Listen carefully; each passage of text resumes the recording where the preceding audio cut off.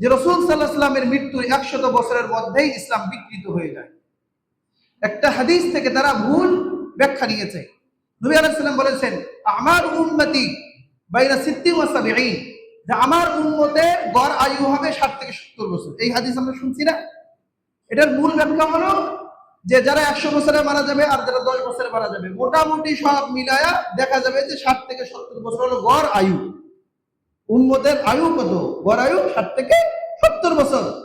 আর এরা এই হাদিসকে বুঝছে যে আমার উম্মতের বয়স, মানে আমার উম্মতের জামানাকাল, আমার উম্মতের সময়কাল, জামানাকাল হলো 60 থেকে 70-এর মধ্যে, মানে 70 পার হলে এরপরে আর আমার উম্মত কেউ থাকবে না।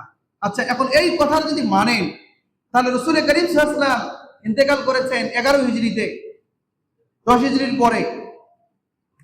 তো রাসূলের আবির্ভাবের পরে তিনি বেঁচে ছিলেন 23 বছর নবুয়ত প্রাপ্তির পরে।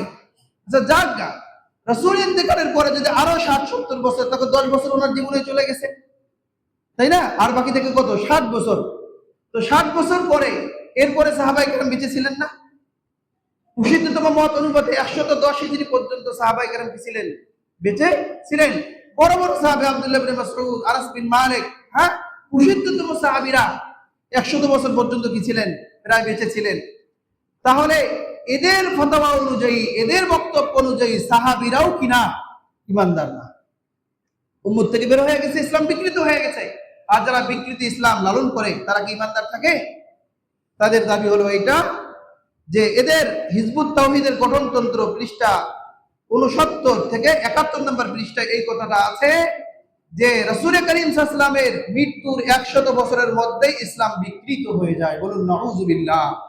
অথবা দীর্ঘ 23 বছর না 1300 বছর, মানে ইমামুজ্জামান আসা পর্যন্ত ওই যুগ থেকে এই 1300 বছর এই উম্মাহকে হিজবুত তাওহীদের এই পবিত্র কর্মসূচি থেকে মাহরুম, বঞ্চিত রাখার পর, হিজবুত তাওহীদের এই পবিত্রতম কর্মসূচি থেকে মাহরুম, বঞ্চিত রাখার পর আল্লাহ তার অসীম করুণায় তার দেওয়া কর্মসূচির পরিচয় মাননীয় ইমামুজ্জামানকে বুঝার তৌফিক দিয়েছেন। বলুন নাউযুবিল্লাহ।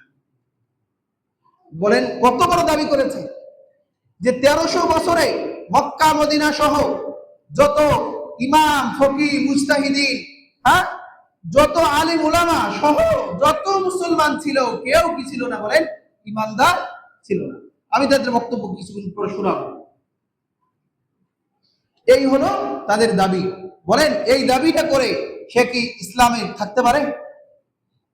যারা একজন সাচ্চা মুসলমানকে কাফের বলে, আল্লাহ রাসূল সাল্লাল্লাহু আলাইহি ওয়াসাল্লাম বলেছেন, মুসলিম শরীফে বিভিন্ন কিতাবে এসেছে যে মান কাফারা আখাহু ফাকাদ বাআ বিহি আহাদুহুমা। অন্য হাদিসে বিভিন্ন শব্দে এসেছে যে কেউ যদি কোনো মুসলমান ভাইকে কাফের বলে, তাহলে তার বদার দুইজনের একজন, হয়তোবা সে কাফের হবে, না হয় সে কাফের হবে। যাকে কাফের বলছে সে যদি কাফের না হয়, তাহলে কে কাফের হবে? বলে যে বলছে সে কাফের হবে। তাহলে তাদের বক্তব্যে সে নিজেই কি হয়ে গেছে? কাফের হয়ে গেছে। এই যে বললো সমস্ত মানুষ তাওহীদের উপরে নাই, সমস্ত মানুষ আল্লাহকে ভুলে গেছে, এটাই তো কথা। বেঈমান হয়ে গেছে, রাসূলের উম্মত নাই, তাহলে মানে সমস্ত মানে ধ্বংস হয়ে গেছে। রাসূল করিম সাল্লাল্লাহু আলাইহি ওয়াসাল্লাম বলেছেন, মান ক্বালা হালাকান নাস ফাকাদ আহদাকুহুম। যে ব্যক্তি বলবে যে সকল মানুষ ধ্বংস হয়ে গেছে, তাহলে সে সবচেয়ে বড় ধ্বংসের মানুষ। আচ্ছা, কেউ যদি এই কথা বলে যে সমস্ত মানুষ কি হয়ে গেছে?